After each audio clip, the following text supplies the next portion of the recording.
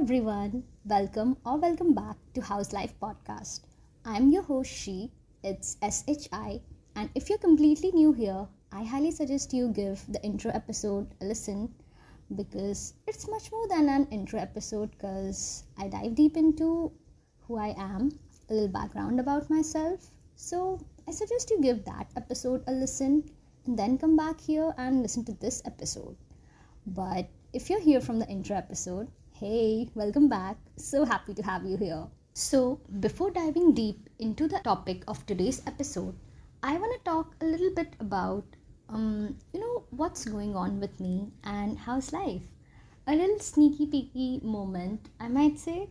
So, at the time of recording this podcast, it is peak monsoon season here where I'm from. So, if you didn't know already, I'm from India and it's monsoon season here. And let's just say I'm not a huge fan of this season because I love a few aspects of this season, like sitting inside, having a hot beverage, having some pakoras, and watching it rain outside and all that stuff. But overall, I'm not a huge fan of this season because I feel everything is so dull. Okay, maybe not dull, but not bright either. Let's put it that way. It rains all day. It's very, very moist. And personally, I feel it's kind of depressive. I don't know. I'm the kind of a person who is very much affected by how the weather outside is.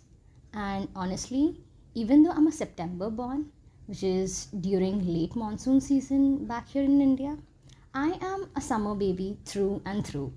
I don't like getting all sweaty and stuff during summers, but I honestly thrive, literally thrive in summers when everything is bright outside, the sun comes up, and I am at my peak motivation. So, before getting too distracted with why I brought up the seasons and all, it is because even though it's monsoon season here in India and it's continuously has been raining for the past 3 days and no sun is out after continuously raining for 3 freaking days. Today, the sun is finally out and I cannot be any more grateful because I woke up to the sun rays sitting on my face through the windows and boy, I'm freaking excited, happy, and pumped for the day straight out of bed. So, it's sunny outside, hence, it's a recording day.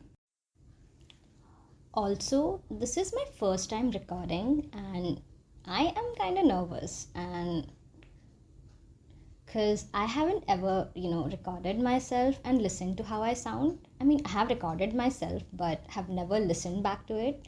So I'm going to listen to it while editing and it's going to be totally new for me, which is kind of nerve-wracking, but I'm also excited because new experience. So, for the first episode, I was thinking what I want to talk about because, people say first impression is quite important, and I wanted to talk about something which will not only resonate with a lot of you guys, but everyone can take a bit out of this episode, and also something about which I'm quite comfortable and passionate about.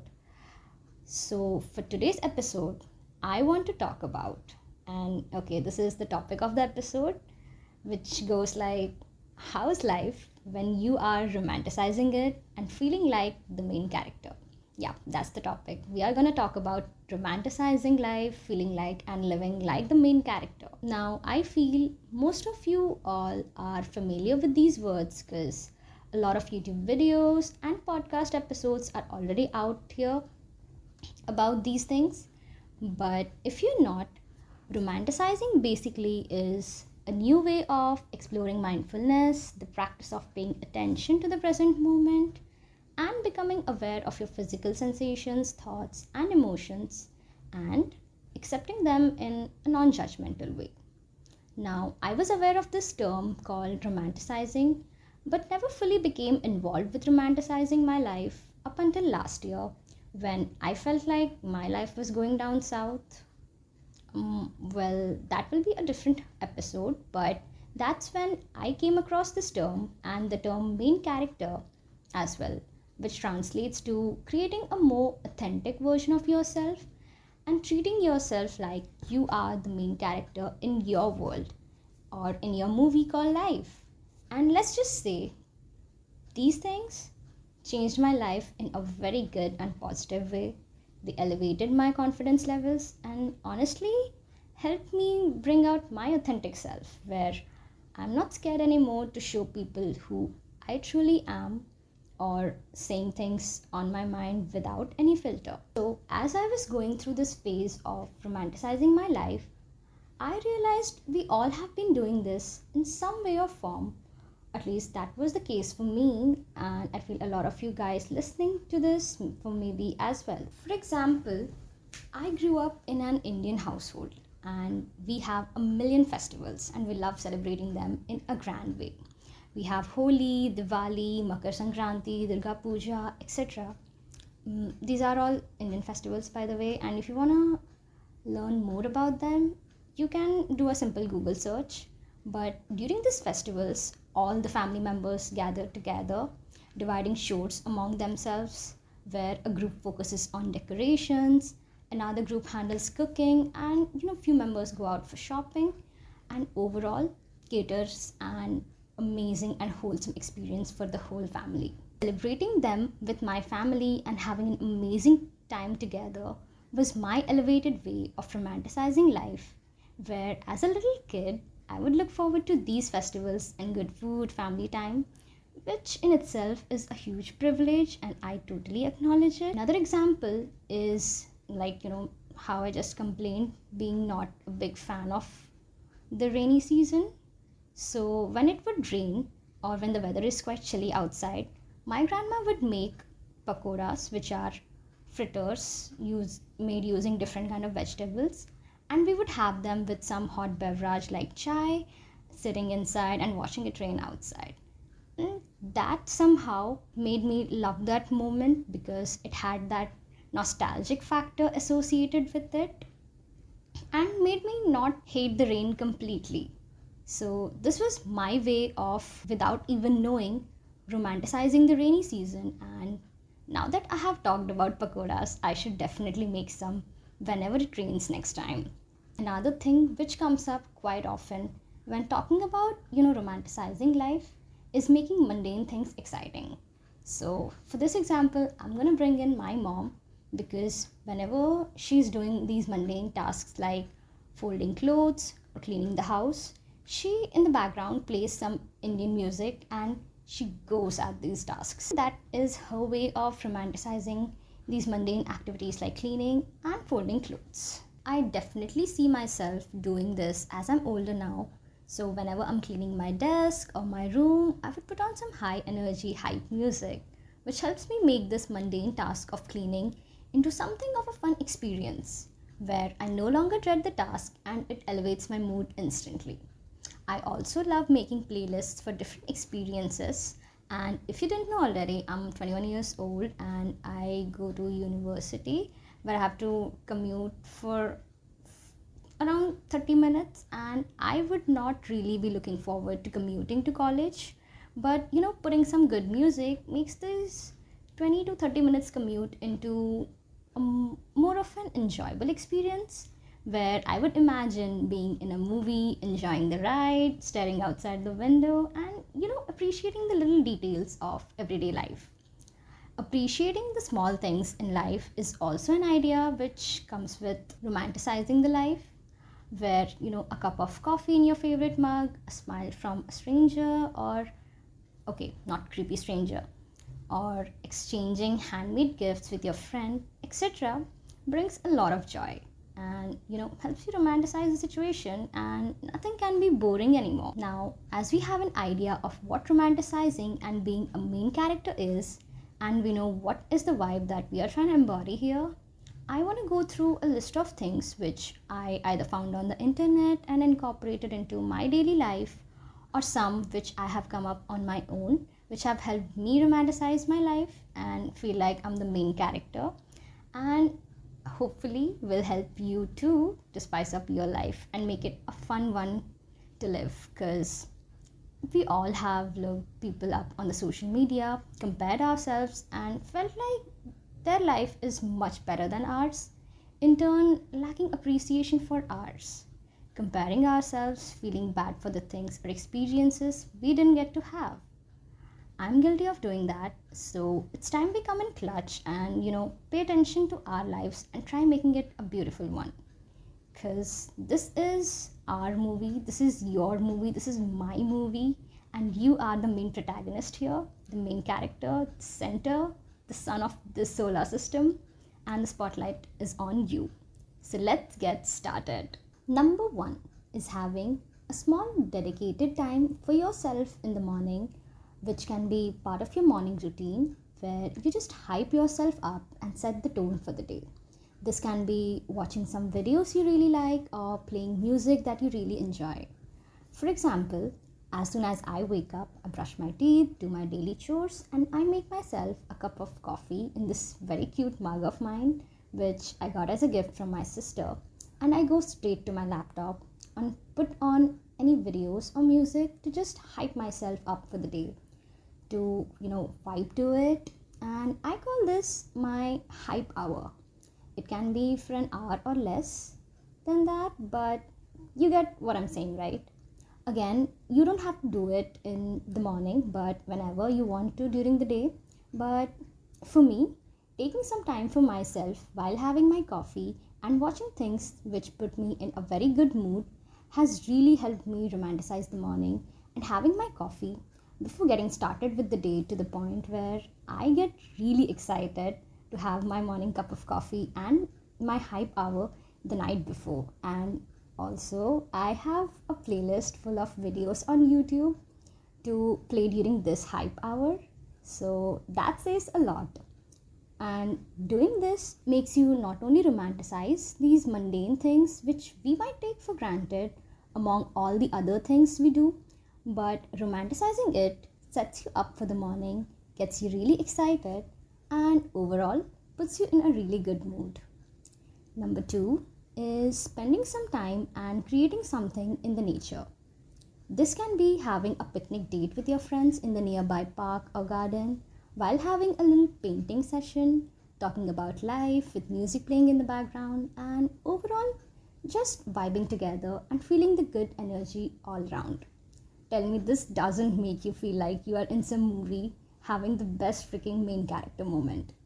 Similar to this, what I have been doing recently is taking some time out in the evening and going up to my terrace with my sketch pad and watching the sunset, randomly sketching something on my sketch pad and taking in the beautiful view. I don't know, it's just the act of taking some time for yourself from your busy day and creating while sitting in the nature. It definitely does a lot of good to it, and honestly elevates your romanticizing the life experience. Number three is adding a fun element to the daily things you do.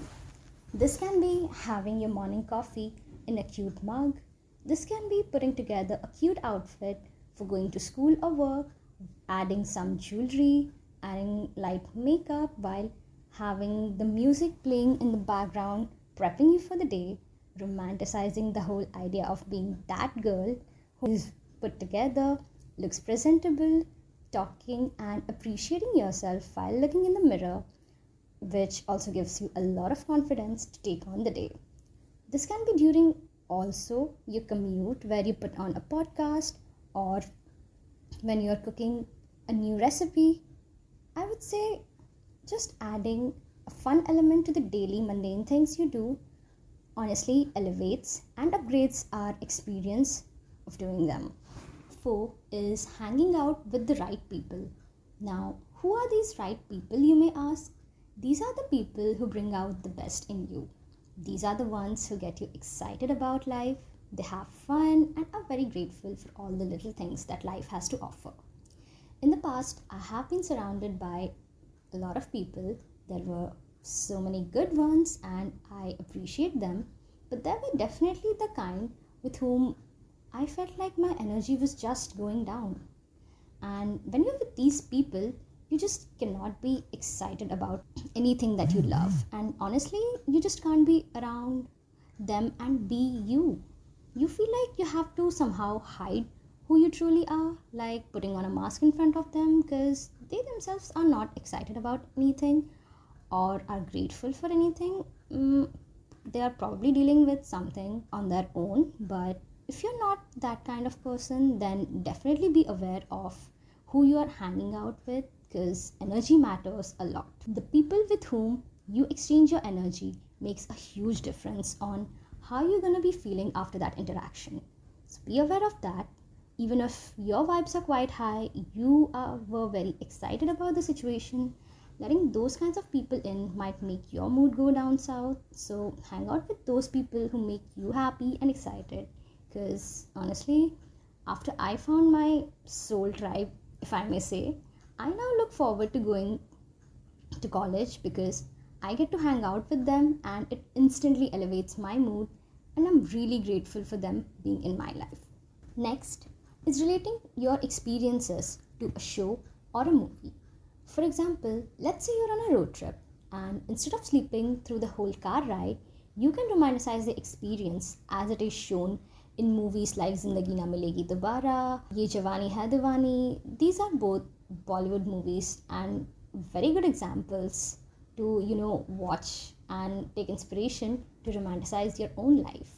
Or if you're not vibing in school, you can watch shows like Gilmore Girls to, kind of elevate the experience of your school life and romanticizing it. You can find a lot of shows like that unique to your own experience. This also ties in with a quote from one of my favorite author, Austin Kleon, who is the writer of this book trilogy called Steal Like an Artist, Show Your Work and Keep Going, where he said in an interview, and I quote, "There is something infectious about watching someone be enthusiastic about something, which makes you go, I want to do that too."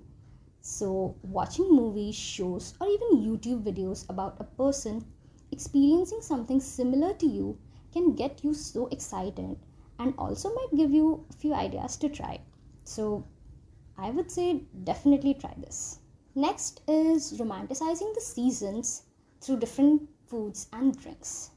This is again something which I used to do, but when I actually paid close attention to it is when I really started appreciating it. So me and my sister have been doing this a lot recently, where we try different foods and drinks specific to that season to, kind of romanticize the whole experience of that season. So when it was summer, we had coconut water directly from the coconut. I don't know, gave us Hawaii feels. We also made mango juices for the whole family. We made mango pudding, because mango here is a seasonal fruit which we only get during summers, so we decided to make the most of it. We also got these ice cream sticks from the supermarket, which we used to have as little kids, and we brought them loaded in our fridge. And having them not only brought those childhood memories back, but helped us romanticize the season of summer, which we already like even more.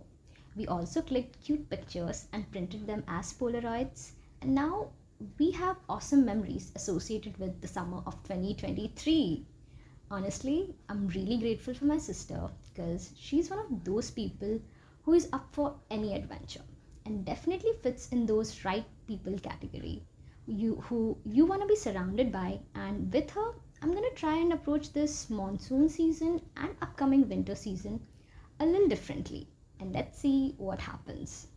Number 7, I think it's number 7, is doing things solo. This is quite powerful, okay? And this is something I am a little scared to do as of now, but I'll tell you a little experience my friend had when she was having those high vibes, feeling all independent and having her main character moment. So my friend loves writing stories, and to embrace and romanticize the whole writer aesthetic, she went to this food cluster type of area inside a mall where there is big sitting space and there are a lot of food places and coffee shops to order from. She picked a table, she ordered her coffee, got her notepad out, and started crafting scenes for her stories. And let me tell you, she was having her moment, because later, when she was telling me about the whole experience, she sounded extremely happy. She told me how she felt quite independent and like the big girl going on about life, which made me quite inspired to do something like that.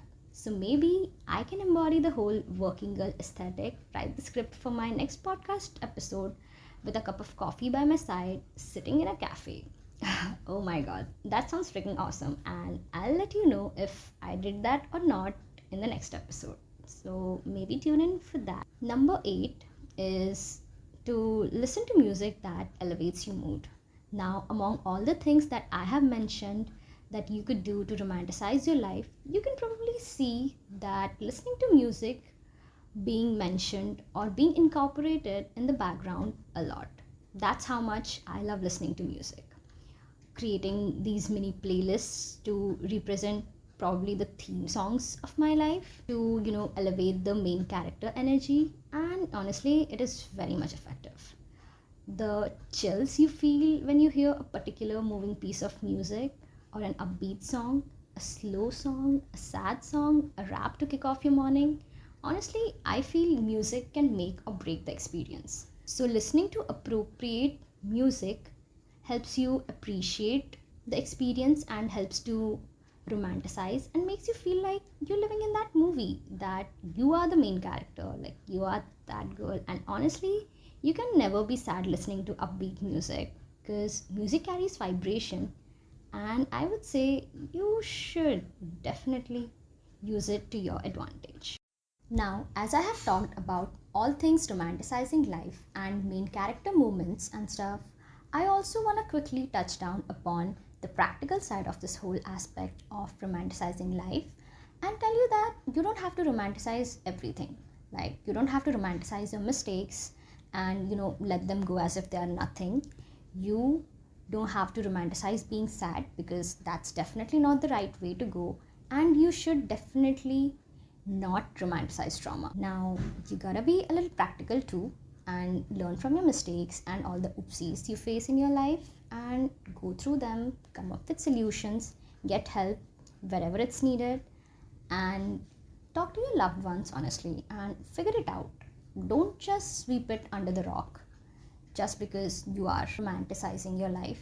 Okay, these were a few ways in which I am romanticizing my life and make myself feel like I'm the main character in this movie called my life. And doing them has brought a lot of positive changes, made me feel more confident, and made me more of an outgoing person, and honestly, helped me be a better version of myself.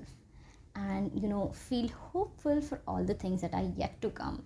It has made me excited for all the upcoming chapters, or if I may say, the arcs of my life in the bookish manga and anime terms. And honestly, it all started when I decided to take initiative, taking that steering wheel into my hand and making my way through life. Because you only have the power to do it, and only you can create an enriching and fulfilling life for yourself, and no one else can do it for you. So I would say just go for it. Don't think too much, guys. Just get up and get going. And at the last, I want to say that I wanted to approach this whole romanticizing life from different perspectives, and also wanted to talk about the practical side of things, which I feel like I did. So I hope you guys enjoyed this episode, got inspired in some way, got to learn something new, and I just want to say thank you so much for listening to this episode and honestly giving Howz Life podcast a chance. I am so grateful for you guys. Thank you for sticking till the end, and I hope to see you in the next one. So please subscribe, give it a rating maybe, give it a review maybe, check the show notes for more info. And if you do all of these, I will love you for life. And also follow the podcast at howzlife.by.she on Instagram. Tell me how much you enjoyed this episode. Any feedback or constructive criticism you have for this episode or the podcast in general, you can send me there. And also tune in for more Howz Life madness. That's the end. This is your host, She, signing off. Love you so much and goodbye.